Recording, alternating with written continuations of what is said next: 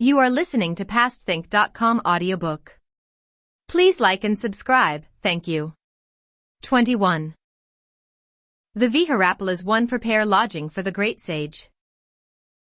Lingji of Sumra crushes the wind demon. We shall now tell about those 50 defeated little demons, who rushed into the cave carrying their broken drums and torn banners. Great king, they cried, the tiger vanguard was no match for the hairy-faced monk. That monk chased him down the eastern slope until the vanguard disappeared.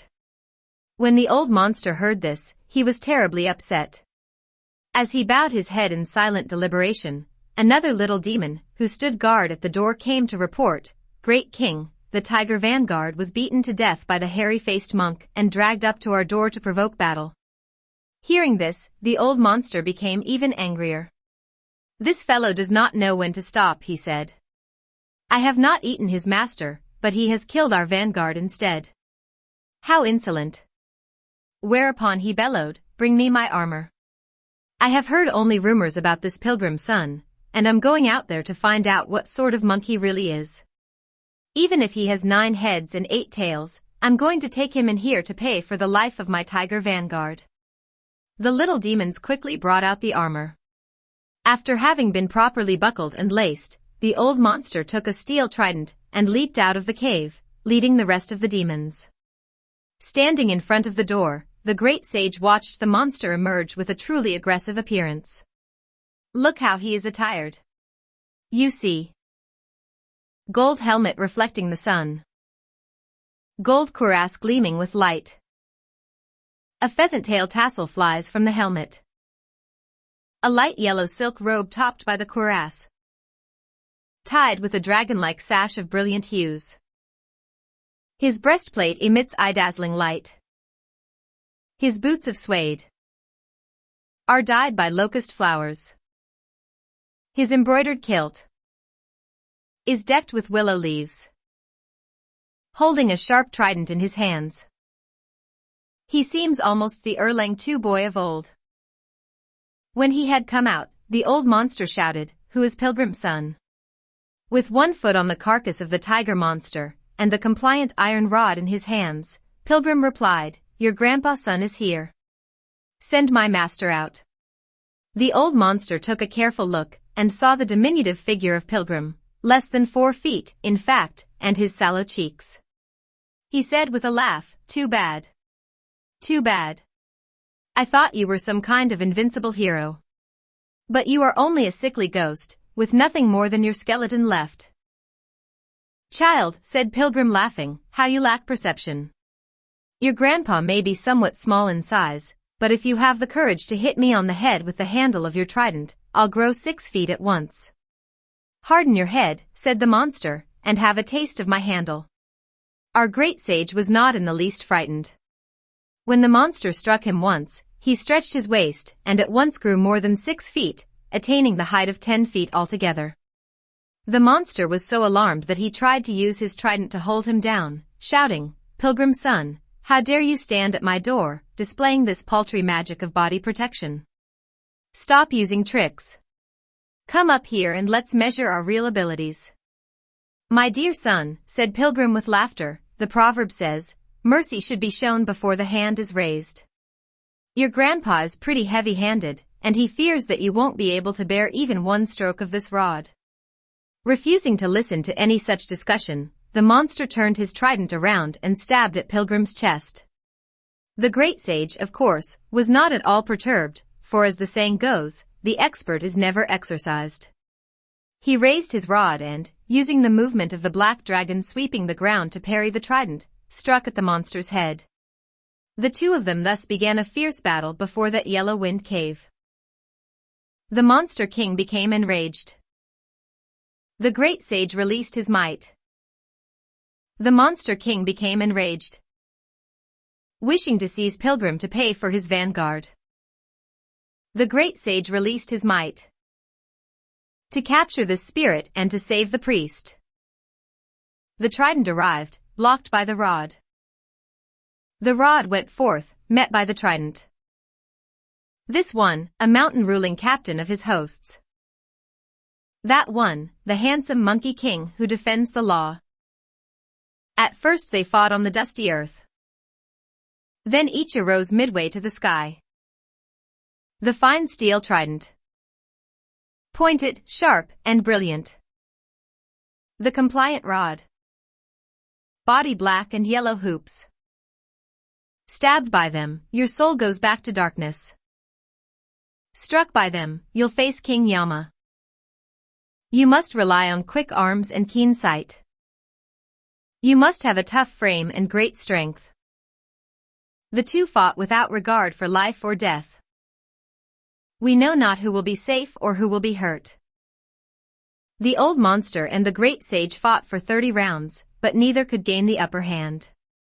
Pressing for a quick victory, Pilgrim decided to use the trick of the body beyond the body. He tore from himself a handful of hairs that he chewed to pieces in his mouth. Spitting them out, he cried, "Change." They changed at once into more than 100 pilgrims, all having the same appearance and all holding an iron rod. They surrounded the monster in midair. Somewhat alarmed, the monster also resorted to this special talent. He turned to face the ground to the southwest and opened his mouth 3 times to blow out some air. Suddenly a mighty yellow wind arose in the sky. Dear wind! It was indeed powerful. Cold and whistling, it changed heaven and earth. As yellow sand whirled without form or shape. It cut through woods and hills to break pines and plums. It tossed up dirt and dust, cracking crags and cliffs. Waves churned in yellow river to cloud its floor. Tide and current swelled up at River Seong. The Pole Star Palace in the blue sky shook. The Hall of Darkness was almost blown down. The 500 arhats all yelled and screamed. The 8 guards of Akobia all cried and shrieked. Manjusri's green-haired lion ran away. Visvabhadra lost his white elephant. 3. Snake and turtle of Jinwu left their fold. 4. Aflutter were the saddle flaps of Zitong's 5 mule. Traveling merchants sent their cries to heaven. And boatmen bowed to make their many vows. Their mist-like lives awash in rolling waves. Their names, their fortunes, adrift in the tide. Caves on Genie mountains were black as pitch. The Isle of Penglai 6 was gloomy and dark. Laozi could not tend his elixir oven. Age Star folded his fan of grapevine leaves. As Queen Mother went to the peaches feast. The wind blew her skirt and pins awry. Erlang lost his way to the Guangzhou town. Na found it hard to pull out his sword. Li Jing missed the pagoda in his hand. Lu Ben 7 dropped his golden-headed drill. While 3 stories of thunderclap fell down. The stone bridge at Jiaozhou broke in twain. The orb of the red sun had little light. The stars of all heaven grew obscure and faint. Birds of south mountains flew to northern hills. Water of east lakes spilled over to the west. Fowls with mates broke up, they ceased their calls. Mothers and sons parted, their cries turned mute.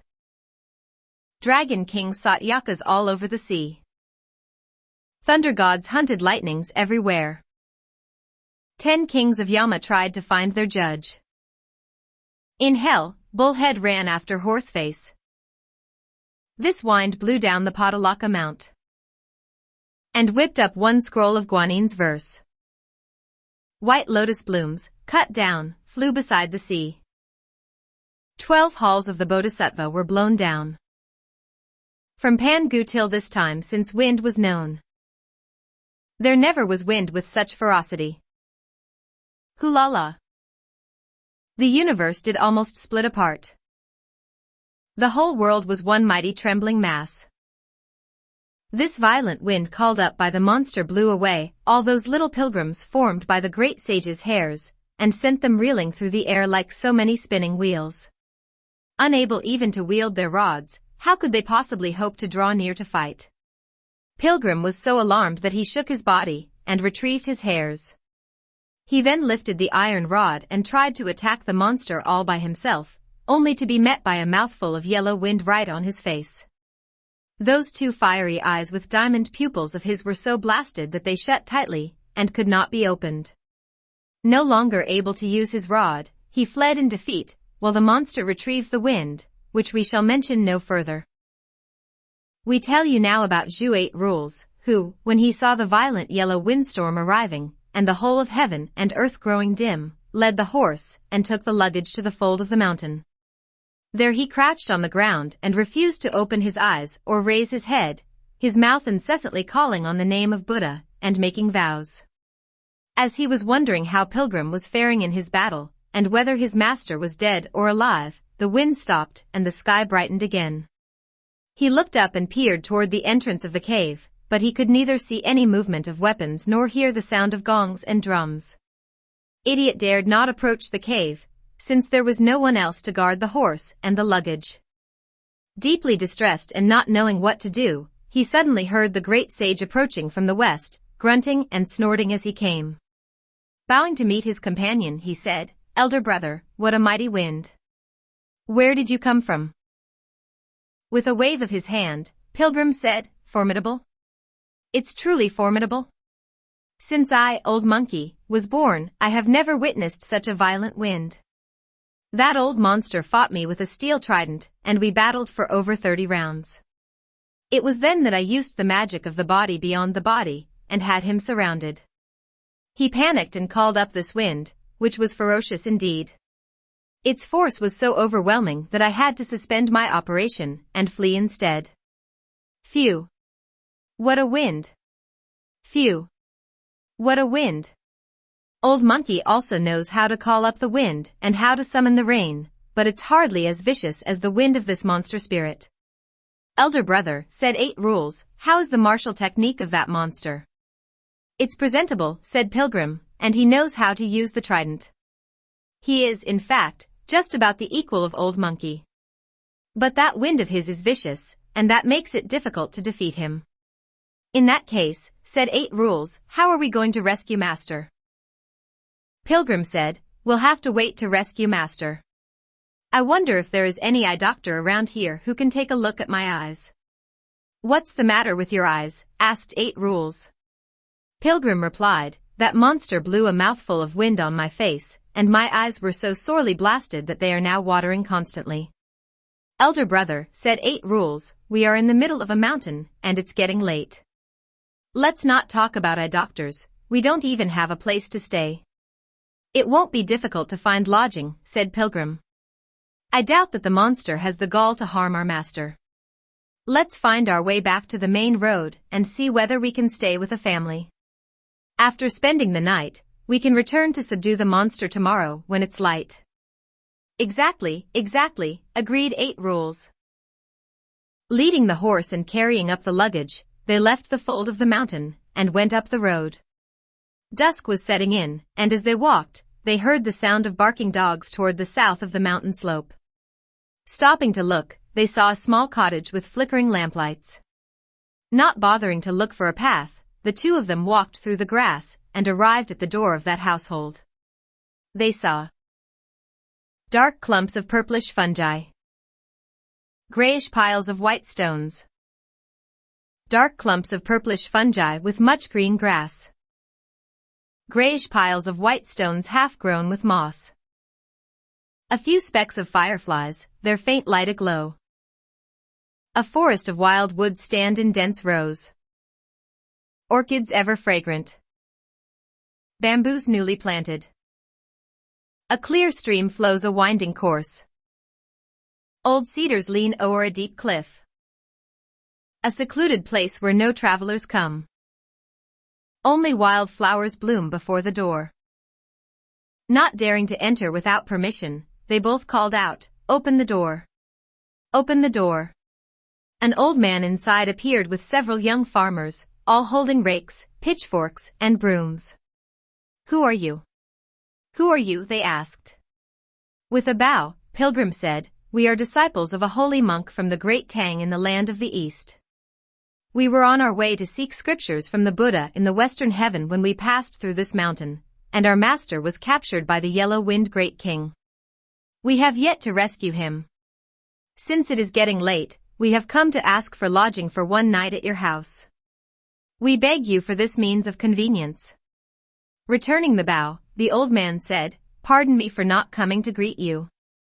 This is a place where clouds are more numerous than people, and when we heard you calling at the door just now, we were afraid that it might be someone like a wily fox, a tiger, or a bandit from the mountain. That's why my little ones might have offended you by their rather brusque manner. Please come in. Please come in." The two brothers led the horse and hauled the luggage inside. After tying up the animal and putting down the load, they exchanged greetings again with the old man of the cottage before taking their seats. An old manservant then came forward to present tea, after which several bowls of sesame seed rice were brought out. After they had finished the rice, the old man asked for bedding to be laid out for them to sleep. Pilgrim said, "We don't need to sleep just yet. May I ask the good man whether there is in your region someone who sells eye medicine?" "Which one of you elders has eye disease?" asked the old man. Pilgrim said, "To tell you the truth, venerable sir, we who have left the family rarely become ill. In fact, I have never known any disease of the eye." "If you are not suffering from an eye disease," said the old man, "why do you want medicine?" "We were trying to rescue our master at the entrance of the Yellow Wind Cave today," said Pilgrim. "Unexpectedly that monster blew a mouthful of wind at me, causing my eyes to hurt and smart. At the moment, I'm weeping constantly, and that's why I want to find eye medicine." My goodness, said the old man. "A young priest like you, why do you lie? The wind of that great king Yellow Wind is most fearsome, not comparable with any spring-autumn wind, pine and bamboo wind, or the wind coming from the four quarters. I suppose," said 8 Rules, "it must be brain-bursting wind, goat-ear wind, leprous wind, or migrainous wind." No, said the old man. "His is called the divine wind of Samadhi." "What's it like?" asked Pilgrim. The old man said, "That wind can blow to dim heaven and earth, and sadden both ghosts and gods. So savage it breaks rocks and stones. A man will die when he's blown. If you had encountered that wind of his, you think you would still be alive? Only if you were an immortal could you remain unharmed." "Indeed," said Pilgrim. "I may not be an immortal, for they belong to the younger generation, as far as I am concerned, but it will take some doing to finish me off. That wind, however, did cause my eyeballs to hurt and smart." "If you can say that," said the old man, "you must be a person with some background. Our humble region has no one who sells eye medicine. But I myself suffer from watery eyes when the wind blows in my face, and I met an extraordinary person once who gave me a prescription. It's called the 3 Flowers and 9 Seeds ointment, capable of curing all wind-induced eye maladies." When Pilgrim heard these words, he bowed his head and said humbly, "I'm willing to ask you for some and try it on myself." The old man consented and went into the inner chamber. He took out a little cornelian vase and pulled off the stopper. Using a small jade pin to scoop out some ointment, he dabbed it onto Pilgrim's eyes, telling him to close his eyes and rest quietly, for he would be well by morning. After doing this, the old man took the vase and retired with his attendants. 8 Rules untied the bags, took out the bedding, and asked Pilgrim to lie down. As Pilgrim groped about confusedly with his eyes closed, 8 Rules laughed and said, "Sir, where's your seeing eye cane?" "You overstuffed idiot," said Pilgrim. "You want to take care of me as a blind man?" Giggling to himself, Idiot fell asleep, but Pilgrim sat on the mattress and did exercises to cultivate his magic power. Only after the 3rd watch did he sleep. Soon it was the 5th watch and dawn was about to break. Wiping his face, Pilgrim opened his eyes, saying, "It's really marvelous medicine. I can see 100 times better than before." He then turned his head to look around. There were neither buildings nor halls, only some old locust trees and tall willows. The brothers were actually lying on a green grass meadow. Just then, 8 Rules began to stir, saying, "Elder brother, why are you making all these noises?" "Open your eyes and take a look," said Pilgrim. Raising his head, Idiot discovered that the house had disappeared. He was so startled that he scrambled up at once, crying, "Where's my horse?" "Isn't it over there, tied to a tree?" said Pilgrim. "And the luggage?" asked 8 Rules. "Isn't it there by your head?" said Pilgrim. "This family is rather shifty," said 8 Rules. "If they have moved, why didn't they give us a call? If they had let Old Hog know about it, they might have received some farewell gifts of tea and fruits. Well, I suppose they must be trying to hide from something and are afraid that the county sheriff may get wind of it, so they moved out in the night. Good heavens! We must have been dead to the world. How could we not have heard anything when they dismantled the whole house?" "Idiot, stop babbling," said Pilgrim, chuckling. "Take a look on that tree and see what kind of paper slip is there." 8 Rules took it down. It was a 4-line poem that read, "This humble abode's no mortal abode. A cottage devised 9 by the guardians of law, who gave the wondrous balm to heal your sore. Fret not and do your best to quell the fiend." Pilgrim said, "A bunch of roguish deities. Since we changed to the dragon horse, I had not taken a roll call of them. Now they are playing tricks on me instead." "Elder brother," said 8 Rules, "stop putting on such airs. How would they ever let you check them off the roll?" "Brother," said Pilgrim, "you don't know about this. These 18 protectors of monasteries, the 6 gods of darkness and 6 gods of light, the guardians of 5 points, and the 4 sentinels all have been ordered by the Bodhisattva to give secret protection to Master. The other day they reported their names to me, but since you have been with us, I have not made use of them. That's why I haven't made a roll call." "Elder brother," said 8 Rules, "if they were ordered to give secret protection to Master, they had reason not to reveal themselves.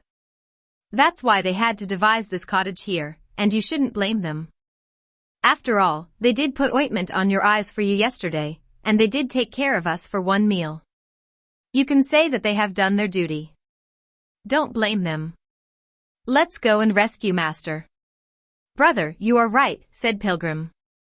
"This place is not far from the Yellow Wind Cave. You had better stay here and look after the horse and luggage in the woods. Let Old Monkey go into the cave to make some inquiry after the condition of Master. Then we can do battle with the monster again." "Exactly," said 8 Rules.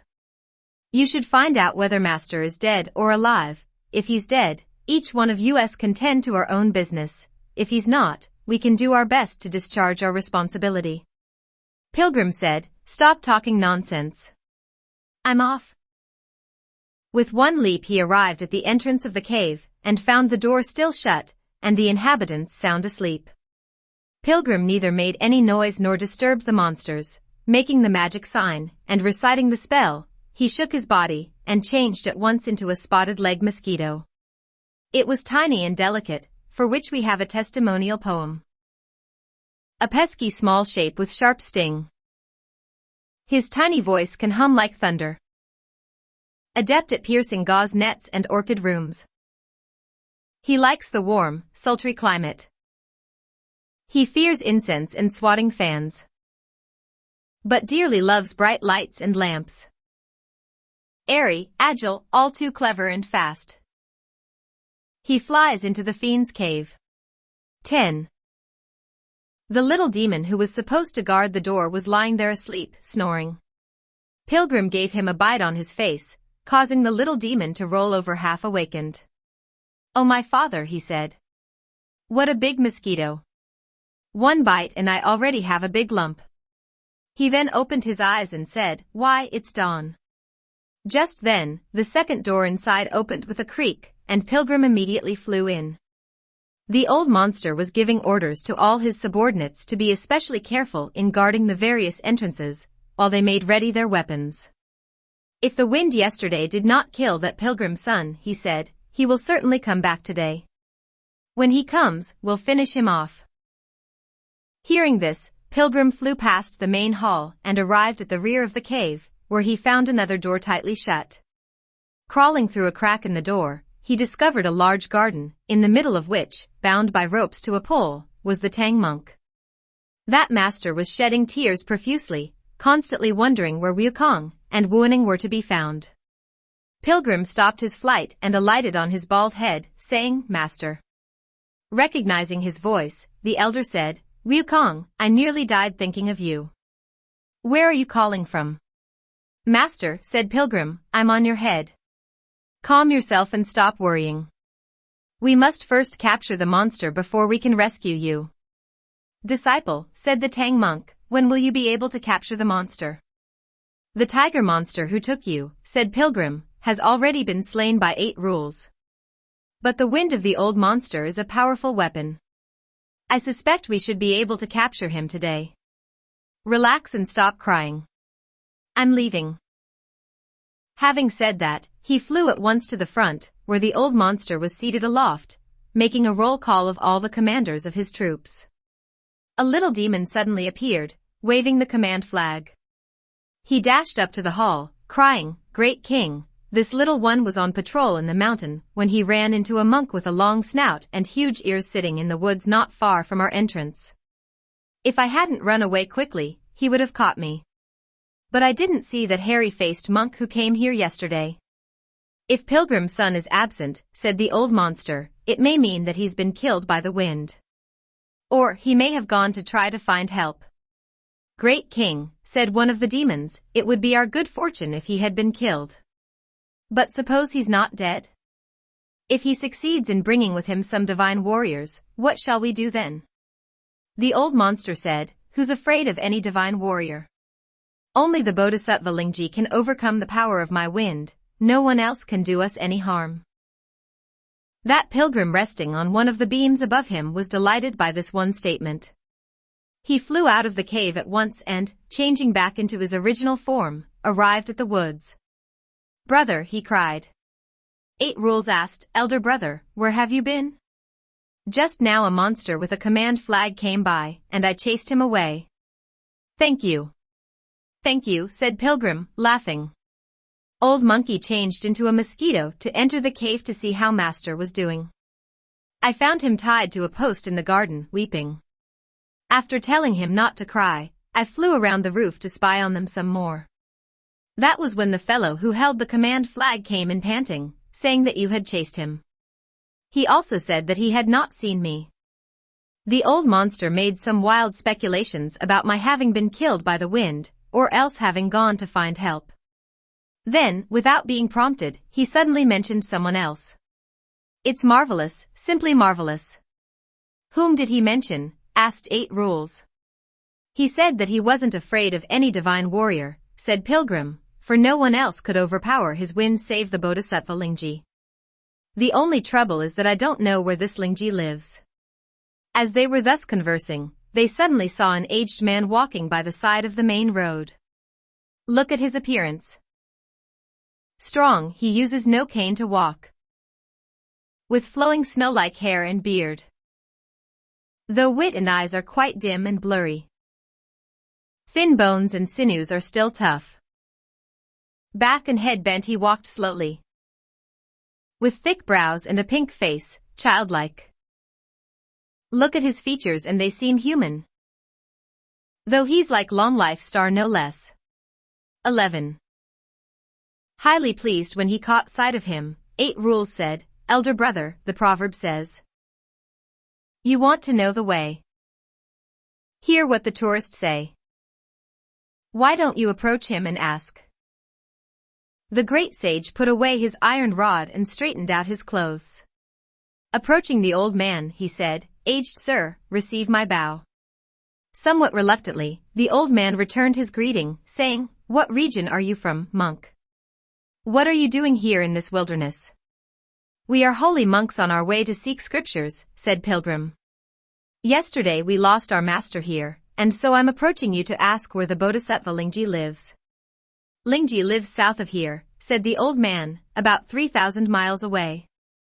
There is a mountain called the Little Sumuru Mountain, which has within it a land of the way, the Chan Hall where the Bodhisattva lectures on sutras. I suppose you are trying to obtain scriptures from him." "Not from him," said Pilgrim, "but I have something that requires his attention. Will you please show me the way?"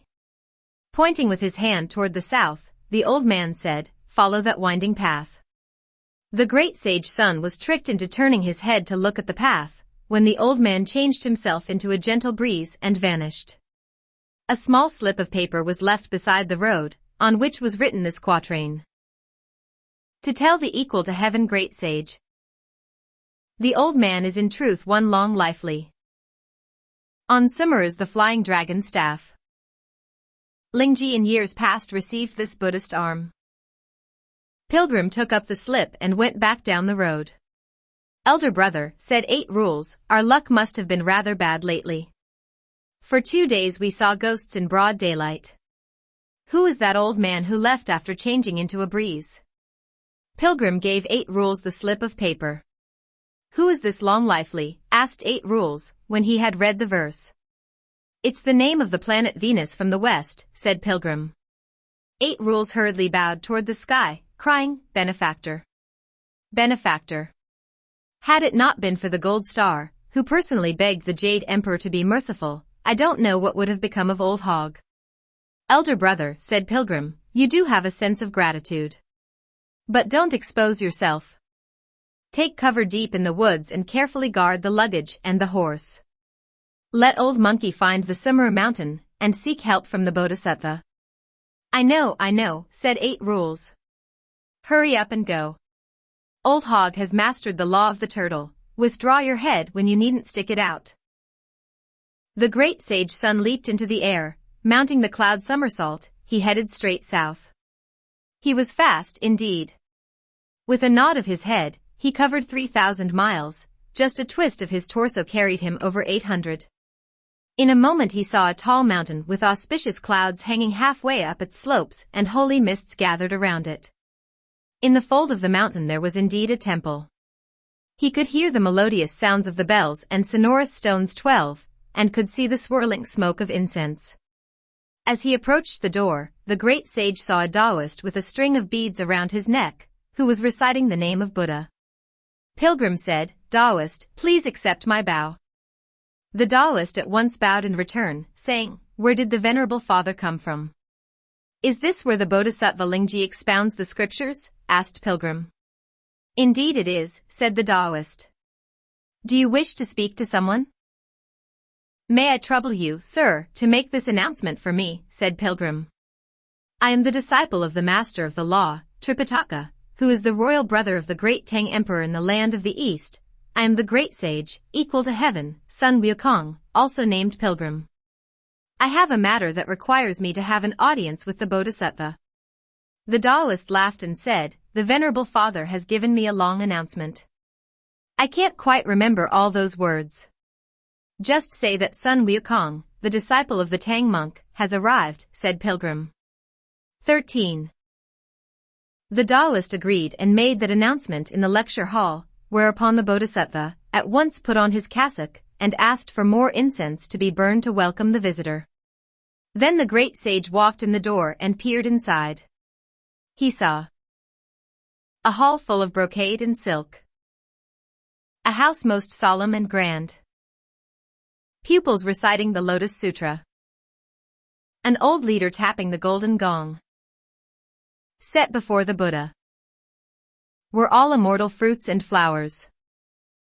Spread out on the altars were vegetarian dainties and viands.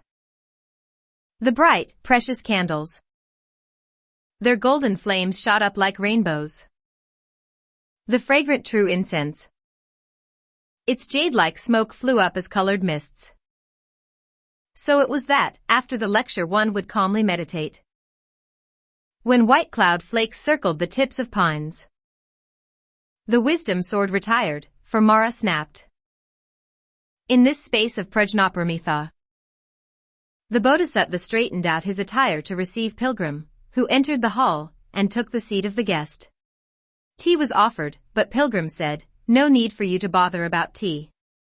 My master faces peril at the Yellow Wind Mountain, and I beseech the Bodhisattva to exercise his great Dharma power to defeat the monster and rescue him. I did receive the command of Tathagata, said the Bodhisattva, to keep the Yellow Wind monster here in submission. Tathagata also gave me a wind-stopping pearl, and a flying dragon precious staff. At the time when I captured him, I spared the monster his life only on condition that he would retire in the mountain and abstain from the sin of taking life. I did not know that he would want to harm your esteemed teacher and transgress the law. That is my fault. The Bodhisattva would have liked to prepare some vegetarian food to entertain Pilgrim, but Pilgrim insisted on leaving. So he took the flying dragon staff and mounted the clouds with the great sage. In a little while they reached the yellow wind mountain. "Great sage," said the Bodhisattva, "this monster is rather afraid of me. I will stand here at the edge of the clouds while you go down there to provoke battle. Entice him to come out so that I may exercise my power." Pilgrim followed his suggestion and lowered his cloud. Without waiting for further announcement, he whipped out his iron rod and smashed the door of the cave, crying, "Monster, give me back my master." Those little demons standing guard at the door were so terrified that they ran to make the report. "This lawless ape," said the monster, "is truly ill-behaved. He would not defer to kindness, and now he has even broken my door. This time when I go out, I'm going to use that divine wind to blow him to death." He put on his armor as before, and took up the steel trident. Walking out of the door and seeing Pilgrim, he did not utter a word before aiming the trident at Pilgrim's chest. The great sage stepped aside to dodge this blow, and then faced him with uplifted rod. Before they had fought for a few rounds, the monster turned his head toward the ground in the southwest, and was about to open his mouth to summon the wind. From midair, the Bodhisattva threw down the flying dragon precious staff as he recited some kind of spell. It was instantly transformed into a golden dragon with 8 claws, 2 of which caught hold of that monster's head, and threw him 2 or 3 times against the boulders beside the mountain cliff. The monster changed back into his original form, and became a mink with yellow fur. Pilgrim ran up and was about to strike with his rod, but he was stopped by the Bodhisattva, who said to him, "Great sage, do not harm him. I have to take him back to see Tathagata. Originally he was a rodent at the foot of the spirit mountain, who had acquired the way. Because he stole some of the pure oil in the crystal chalice, he fled for fear that the Vajra attendants would seize him. Tathagata thought that he was not guilty of death, and that is why I was asked to capture him in the first place and banish him to this region. But now he has offended the great sage, and has attempted to harm the Tang monk. Therefore I must take him to see Tathagata, so that his guilt may be clearly established. Only then will this merit be completed." When Pilgrim heard this, he thanked the Bodhisattva, who left for the west, and we shall say no more of that. We now tell you about Zhu 8 Rules, who was thinking about Pilgrim in the woods when he heard someone calling down by the slope, "Brother Wuning, bring the horse and the luggage here." Recognizing Pilgrim's voice, Idiot quickly ran out of the woods and said to Pilgrim, "Elder brother, how did everything go?" "I invited the Bodhisattva Lingji to come here," said Pilgrim, "to use his flying dragon staff to capture the monster. He was a mink with yellow fur who became a spirit, and has now been taken by the Bodhisattva to Spirit Mountain to face Tathagata. Let's go into the cave to rescue Master." Idiot was delighted. The two of them smashed their way into the cave, and with their rake and rod slaughtered all the wily hares, the vixen, the musk deer, and the horned deer. Then they went to the garden in the back to rescue their master, who, after coming out, asked, "How did you two manage to catch the monster so that you could rescue me?" Pilgrim gave a thorough account of how he went to seek the Bodhisattva's help to subdue the monster, and the master thanked him profusely. Then the two brothers found some vegetarian food in the cave, which they prepared along with some tea and rice. After eating, they left and again found the road to the west. We do not know what took place hereafter. Let's listen to the explanation in the next chapter. You are listening to PastThink.com audiobook. Please like and subscribe. Thank you.